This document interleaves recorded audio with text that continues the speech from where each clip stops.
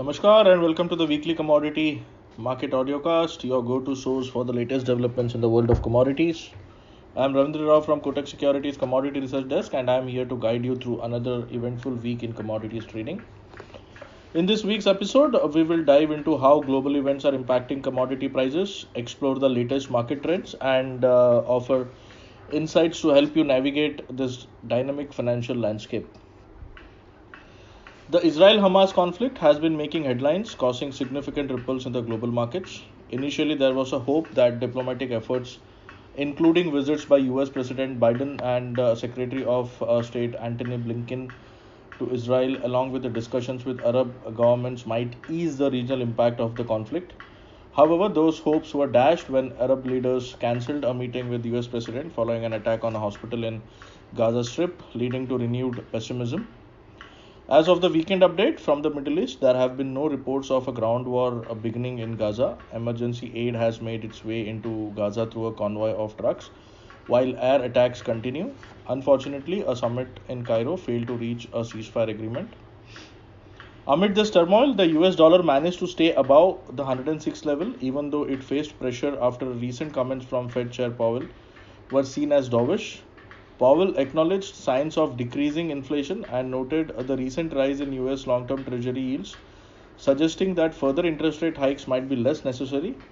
However, Powell reaffirmed the Federal Reserve's commitment to its 2% inflation target, indicating that they intend to maintain their current stance and keep future rate hikes on the table.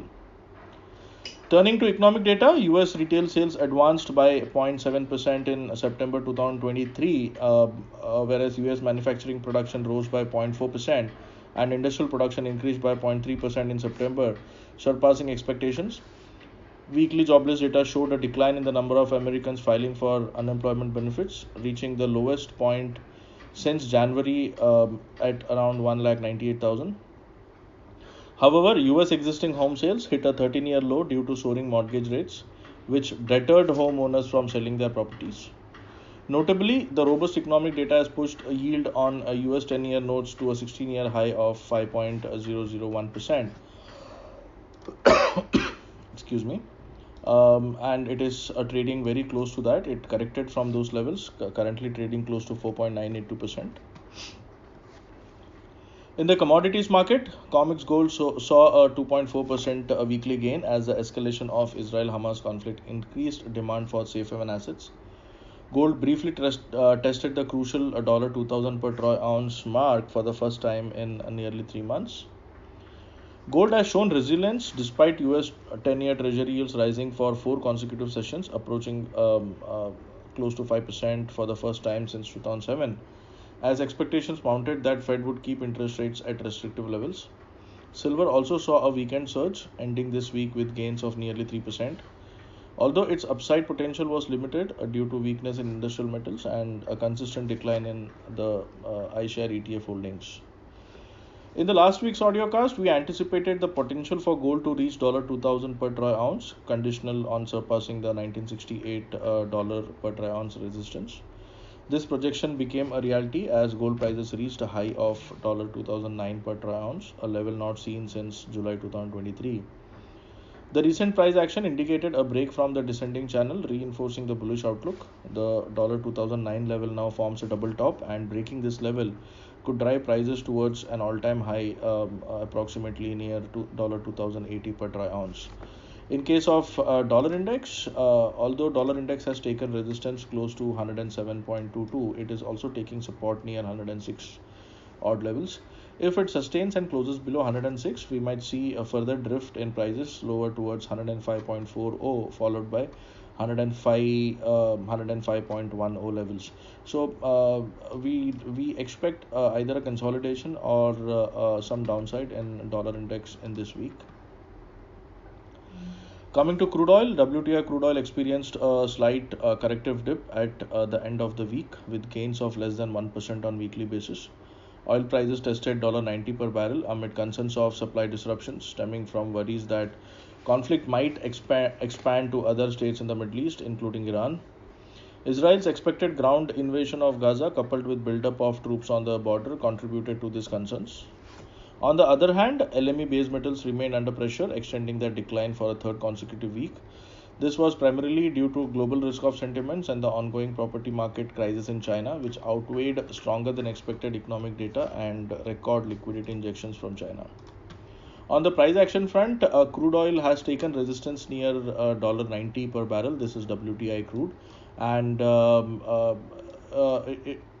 if it moves above $90, we might see further upside, or else we might see some corrective move towards 85.50, $85.80 on the lower side, which is the 60-day SMA.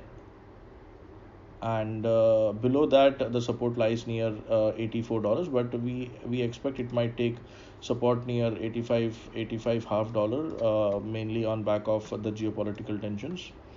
In case of MCX crude, 7,500 has become the resistance now. To be specific, 7,340, and on the lower side, 7,220 would be the immediate support, and below that 7,070 would act as a support. So if 7,500 holds, we might see a corrective move towards 7,220 to 40 levels. Coming to base metals, in case of copper, although prices moved briefly below the double bottom of 695 on Friday, there was a hammer formation on charts on the daily chart, and again 695 acted as a good support, and prices have moved up from that level. Hammer resistance is near 700.60. If it closes above that on a daily closing basis, then we might say that a short-term bottom has been placed near 695, 694 levels, and prices might once again move higher towards 714, although 706 would act as a immediate resistance, which is a 60-day SMA. So looking ahead to to this week, market attention will be directed at Western Flash PMIs, the ECB policy meeting, US Q3 GDP figures, and the PCE price index. The resilience of the US economy has been a source of surprise thus far, and investors will closely monitor whether this momentum continues into the third quarter. Meanwhile, the Israel-Hamas conflict remains in the spotlight, with any escalation holding significant implications for the global markets. And that's a wrap up for this week's edition of the Commodities Weekly Commodity Market Audiocast. We hope you have found our insights and analysis valuable as you navigate the world of commodities. Until next week, this is Ravindra Rao signing off from the Weekly Commodity Market Audiocast. Thank you for joining us, and we look forward to having you back with us next week.